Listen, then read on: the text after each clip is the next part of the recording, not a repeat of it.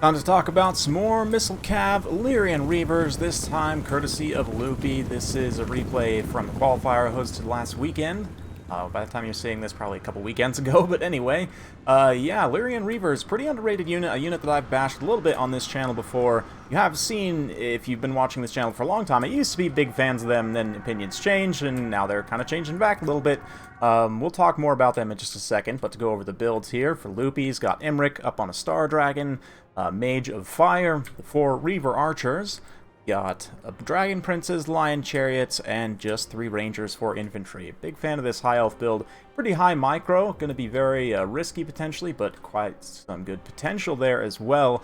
Horse Masters, this is Moors, leader of the VM clan, playing Warriors of Chaos here. He's got Big Bird, Shaggoth, Line of Marauders, Soul of Damnation, Hell Cannon, and Chaos Warriors with Halberds, and you can see how Loopy is pulling up using that Fireball caster to throw fireballs at the Soul of Damnation. It's going to take maybe 3 to 4 fireballs potentially to detonate it, so in the meantime, he's just hanging back with all of his valuable troops.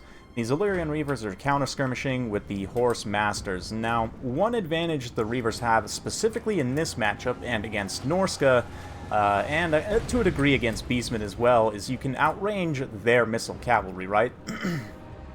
You can, with the bows having that, what is it, 100 range? Whoops, there it is.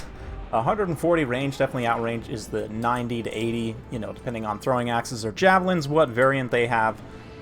It's pretty good in that specific situation. You can see how Loopy is kind of trying to hang around at the edge of the range. They are still taking some damage from the javelins and, of course, from the Hell Cannon, but just kind of occupying this force while he uses this Firecaster to try and take out the Hell Cannon. I mean, Imric could try and fly over there and get a Star Dragon breath, but realistically the Javelins are going to do some pretty decent damage in the meantime, especially with the Plague of Rust. Sarthrel's rockin', he'd go down to only 20 armor on an Overcast, so potentially very risky, and you see Moors fighting back well, does actually catch some of the Reavers and start to take them out, and that's sort of the main downside of Illyrian Reavers, is for the cost, they are pretty squishy in terms of their HP. They have okay sustained stats, for a Missile Cav especially while their martial prowess is active, but once that drops, their combat effectiveness drops significantly, and of course, just in general being squishy elves, it's tough to keep them going, especially if you've got ham-fisted micro like I do sometimes.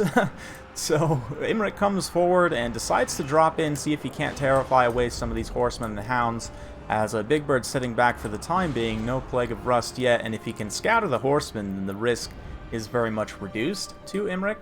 So some good play there. Reaver's definitely taking some damage, but they'll come back. They still got a little bit of ammo left. The other main downside too, speaking of ammo, is Reaver's ammo and missile damage for the cost is actually not great either. Especially, I mean, it's hard to compare them to something like Pistoliers because Pistoliers are probably one of the best in that regard. Same thing with Horsemen and Horse Masters. Their missile damage, you can see here, is just much, much better. And the ammunition's pretty comparable, so the price you pay per shot on the elf bows is really not great. You are paying for the range and for the martial prowess, which again at the end of the day ends up being a little bit of a debuff. It's one of the reasons, I don't know, martial prowess itself as a mechanic, I've been thinking about ways you could maybe rework it, or else just across the board, like, make the high elf units not pay for it, basically.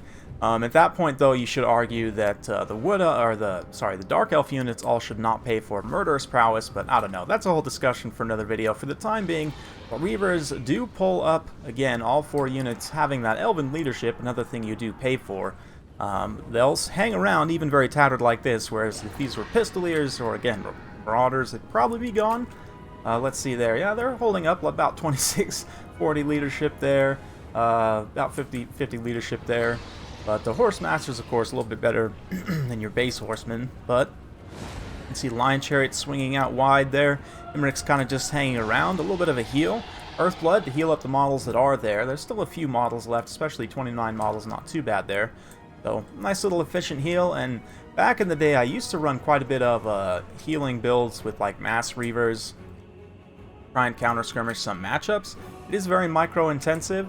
But it can work in specific matchups like here. Also, if you think your opponent might go for, say, yeah, I mean, even Pistoliers, right? They'll outrange. They certainly won't out-DPS Pistoliers, but they will outrange them. Even Dark Riders with repeater crossbows, so in that range situation, they can trade quite effectively with other skirmish calves. So if you think your opponent might go in that direction, then they can be a good option to sort of respond.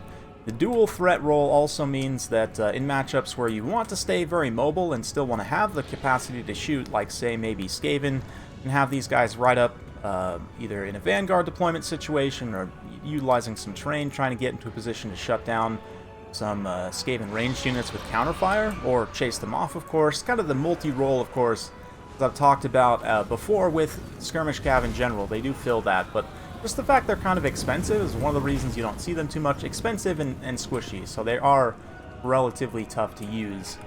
But Loopy, of course, very good player. Moore is also a very good player. Definitely a clash of titans here. Right now, things are looking pretty even, all things considered, but the skirmish cav fight, you'll notice very critically that the Reavers are mostly still hanging around. The Hell Cannon has been shut down at this point by the repeated fireballs, and there's only, what, one Marauder Horsemaster left, whereas all of these Reavers, even though they're out of ammo, they still can be used to, again, chase routing units, get rear charge penalties, so on. Right now, though, Imric's in a little bit of a rough situation, drops down, pummels Big Bird, and has to immediately get out of dodge. The good thing he knocked over Big Bird there. He might have got stuck otherwise, but the Chariots actually kind of come in, sacrifice themselves a little bit to bail him out. Same thing with these Dragon Princes here. They're going to come in and take quite a bit of damage, but basically just getting Imric free and up into the air so that he can come back and pop a good breath attack is the main thing. And yeah, the Lion Chariots especially tough to take that damage, but Dragon Princes should have held out okay for a short length of time. But the Reavers pushing up and around, they can, again, mop up some of these routing units, mop up those Horsemasters over there.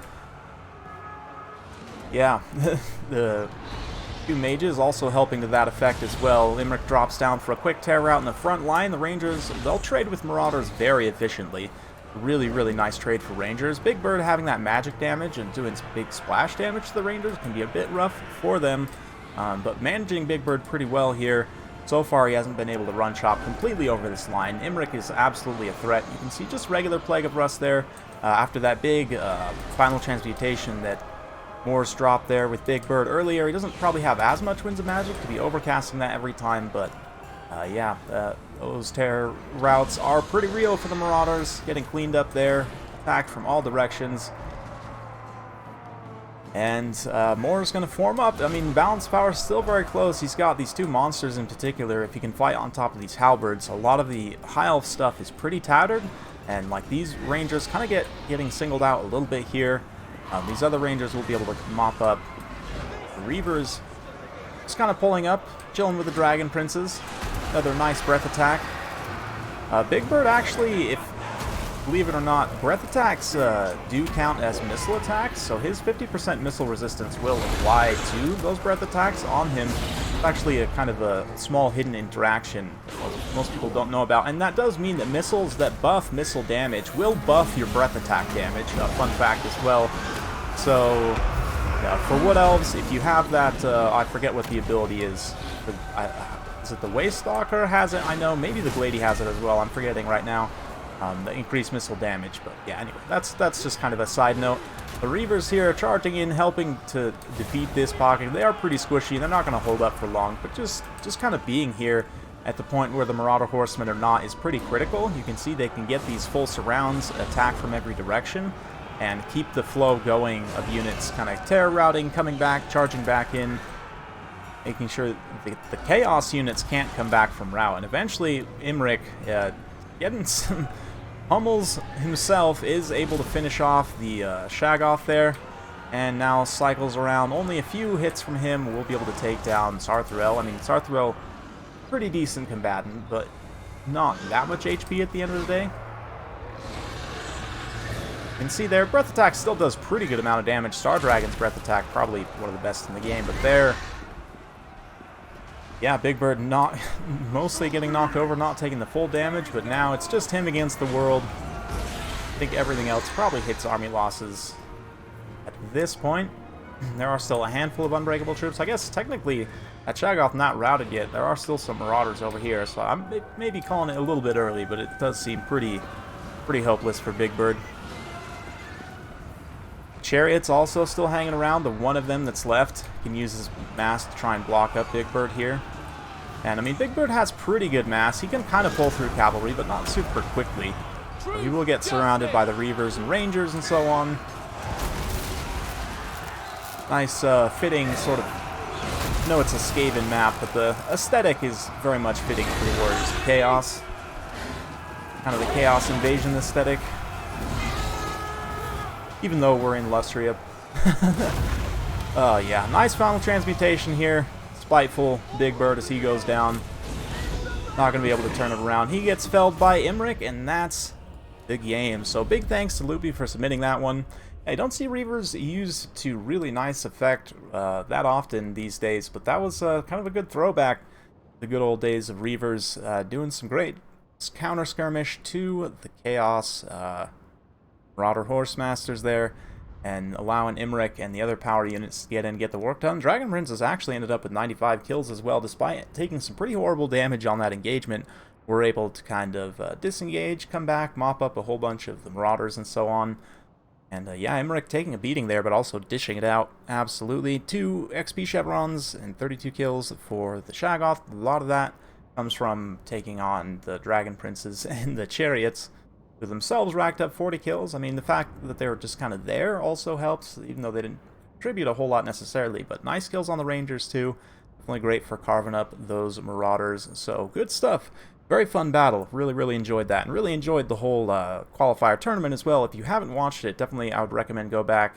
If I have time, I'll put some timestamps in a pinned comment there so you can cycle through the battles. But Loopy in particular had a great series there. I don't want to spoil that one if you haven't seen it, but go take a look. Thank you very much for watching. If you like this sort of content, be sure to like, subscribe, all that jazz. Thanks again. We'll see you next time.